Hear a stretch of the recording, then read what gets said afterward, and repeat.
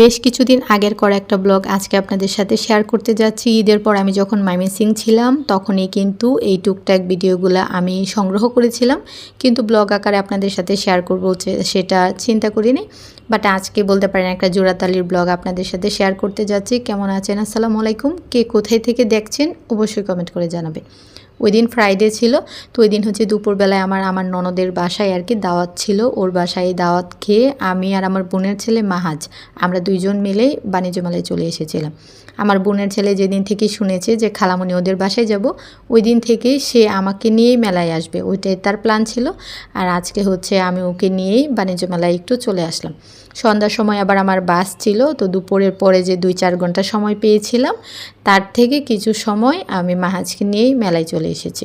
আর আমরা শুরুর দিকে এসেছিলাম, তো তখন দেখা যায় যে দোকানগুলা সবগুলাই আর কি বসে নাই, যে টুকটাক বসেছে ওগুলা থেকেই আমি একটু একটু ফুটেজ নিয়েছি। আসলে ব্লগ করবো এরকম কোনো প্ল্যান ছিল না, ওরকম প্ল্যান থাকলে হয়তো ব্লগটা আরেকটু সুন্দর হতো। এই দোকানের জুট রাগগুলা, তারপর হচ্ছে মশারির যে কুশনগুলা, এগুলো খুবই সুন্দর, বাট আমার কাছে দামটা বাহির থেকে একটু বেশি মনে হয়েছে।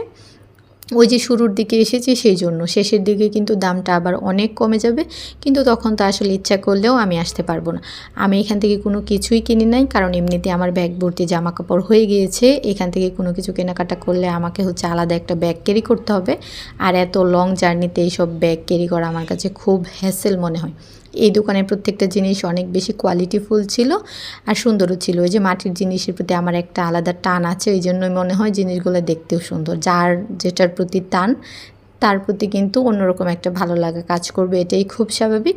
তো যাই হোক, তারপর মেলা শেষ করে আমি হচ্ছে আবারও বাসার উদ্দেশ্যে রওনা করি। এখন বাসায় যেয়ে আবারও ব্যাগ গুছাতে হবে। তো যাই হোক, সবাই ভালো থাকবেন, সুস্থ থাকবেন, আপনাদের সবার দোয়ায় আমাকে রাখবেন। আজকে তাহলে এই পর্যন্তই। Thank you so much for watching this video. আল্লাহ হাফিজ।